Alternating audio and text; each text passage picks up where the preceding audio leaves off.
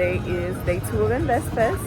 So far, I've listened to, or I sat in 2 panels. One was about social media, and the other one was about women in business. The women in business one was probably my favorite one.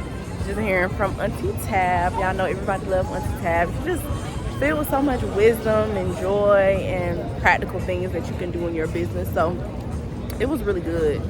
I had to take a step out because, like I said, I was super duper cold, like uncomfortable, unbearable cold. So came out here to the food trucks to get me some food.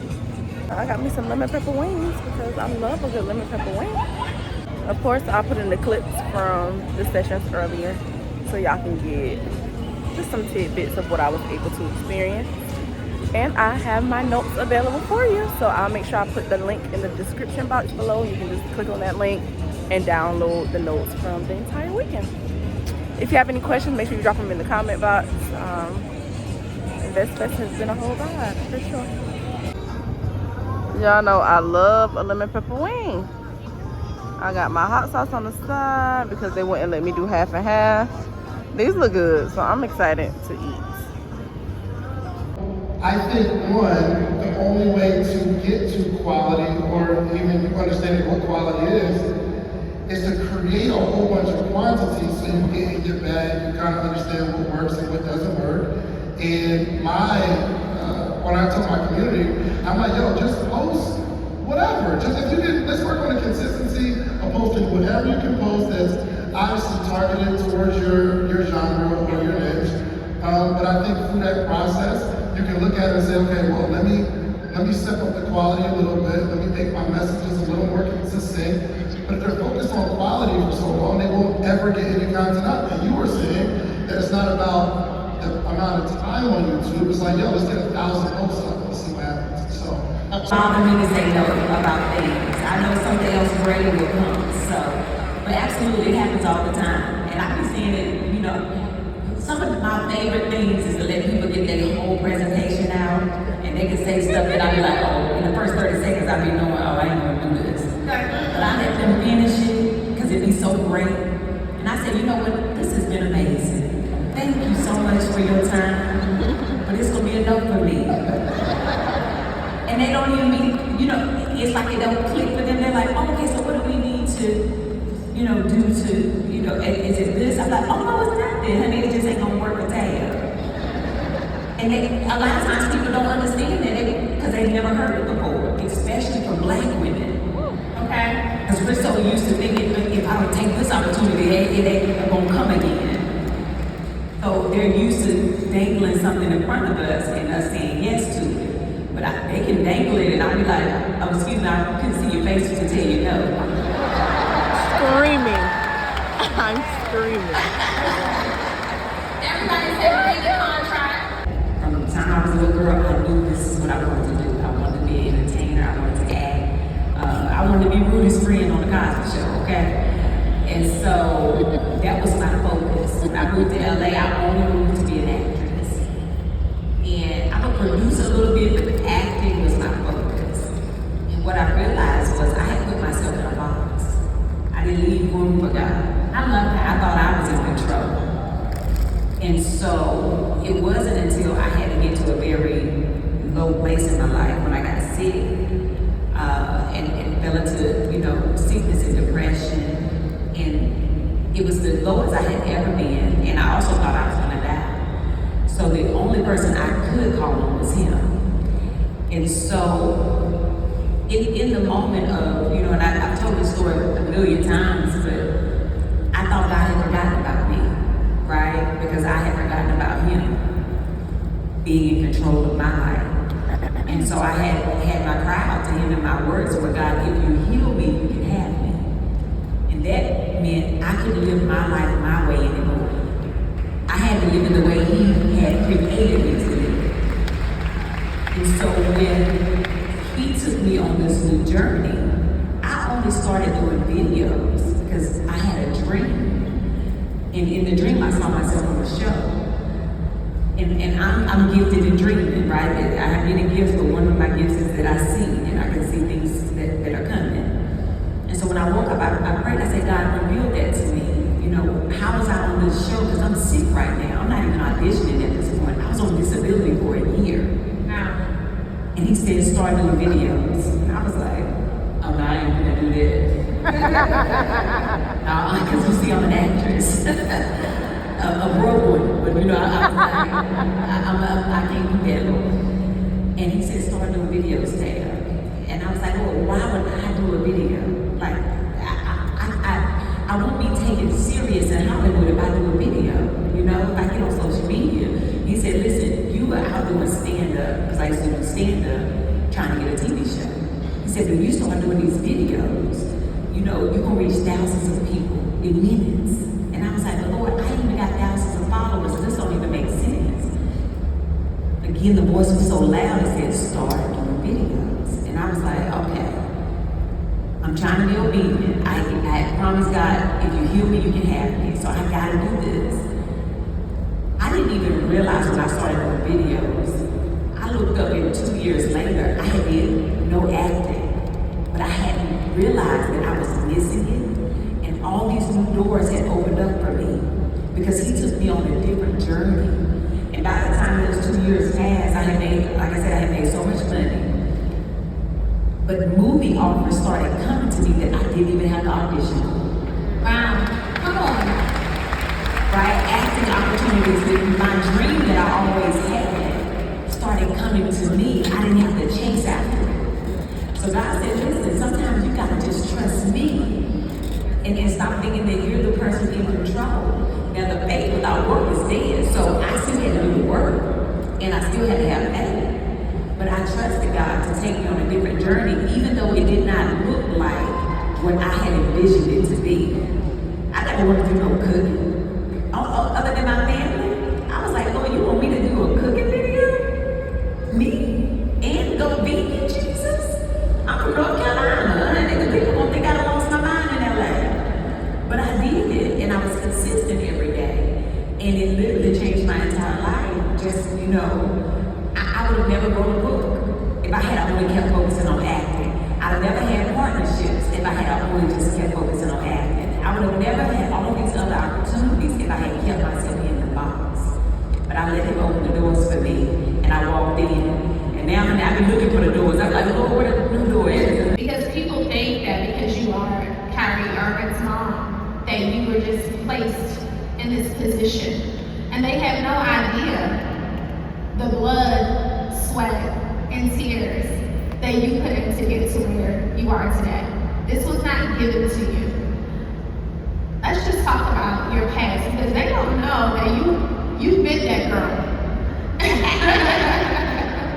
You work with BET, and people don't know that you have worked very hard to get to where you are today, and you had the knowledge to get here. Not only did you have the knowledge, but there was also testing that you had to pass to be in this role. Let's tell the people who you really are and what you know. I'm going to start where you talked about God's grace and goodness. I'm a walking billboard for His grace and His goodness. I had the bright idea when I was 20 years old to move to New York City and had no family, and walked off that plane that stopped in 3 different cities and was homeless. And just believed, right? And I would sometimes say, I'm gonna help God out. He was like, I'm gonna stop you because let me do the work. All I need you to do is show up. So I started in media 25 years ago. I started in a rock music station, right? Didn't know anything about rock music, but started working there and looked around and saw people that did not look like me in 1994 making 6 figures. And they came to work at 10, and they left to work at 4, and they had 2-hour breaks, and I was like, I could do it. And I was told, I could do that job now. And I was told that at the time, advertising agencies were not ready to see a face that looked like me. Because it was okay to say that in 1994, right? It's almost okay to say that in 2023, believe it or not. Yeah, so, and I fought through that and ultimately ended up at BET and had the best 14-year master degree ever. I mean, that 14 years was better than Harvard, University of Penn, any Ivy League school that you could ever go to, because they saw me. And they saw the vision to put me in the rooms where I could negotiate and meet clients and speak on behalf of who we are as a people, that we are really prospects and not suspects, as everybody likes to label us as. And so they put me in situations that challenged who I was.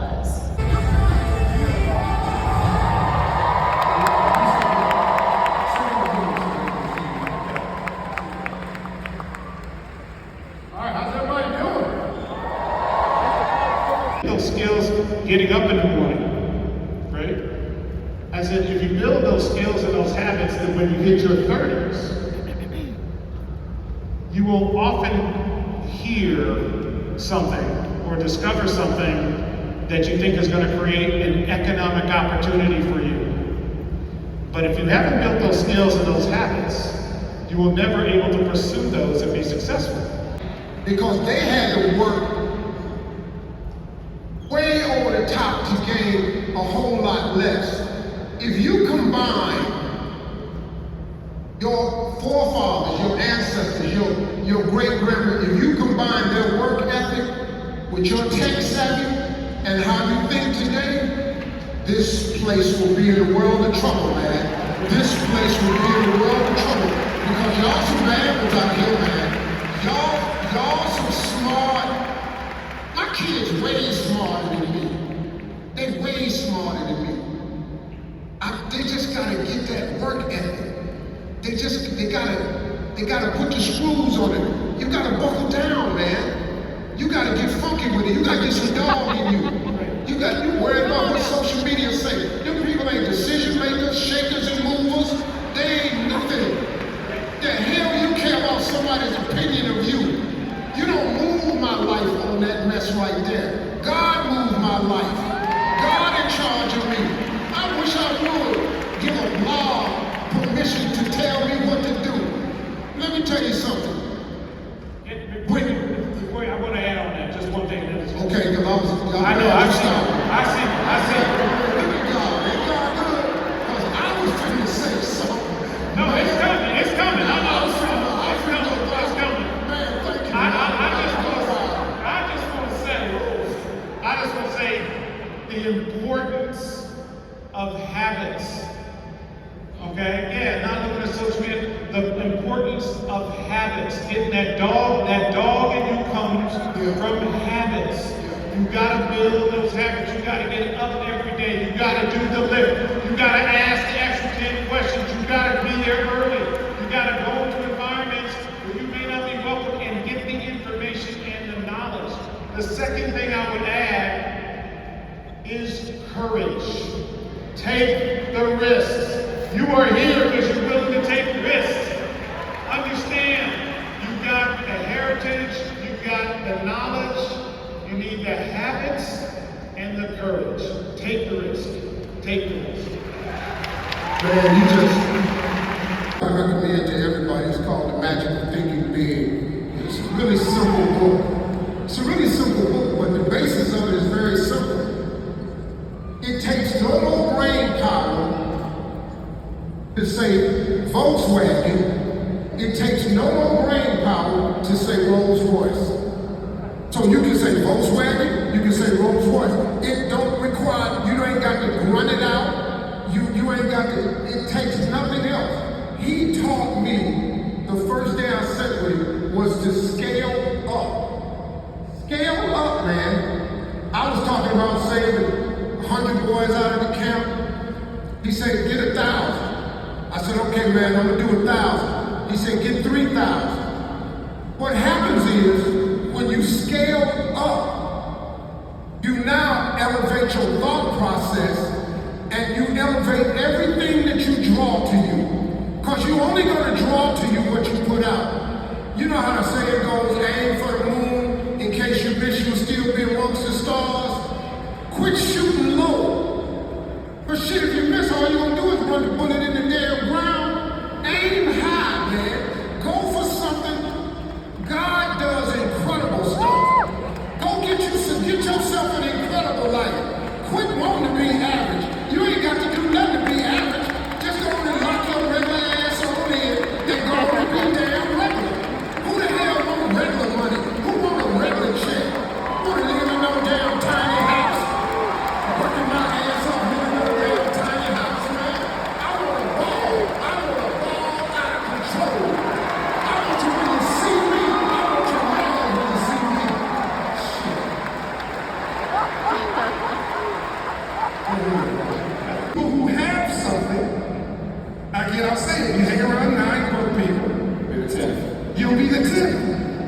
You gotta stop making all your friends broke. And I don't mean financially.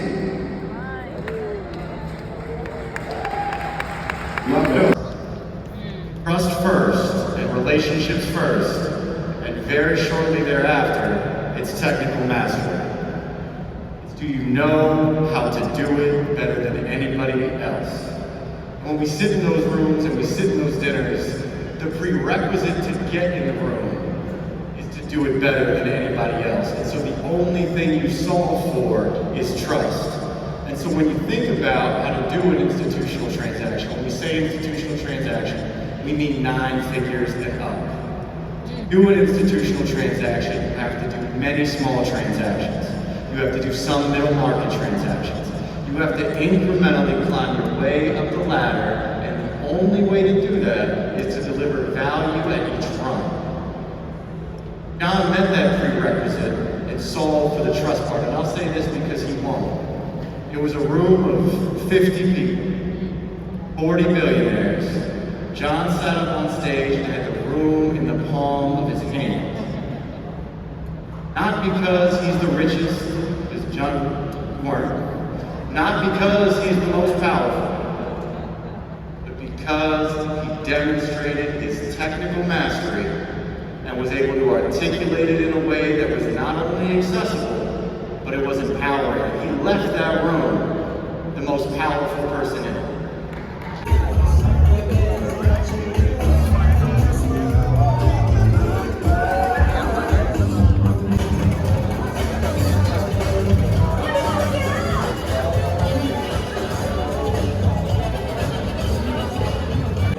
Okay guys, so that is a wrap for InvestFest 2023. Lord, my face is so oily. All the makeup girlies, can y'all tell me what I can put on my face?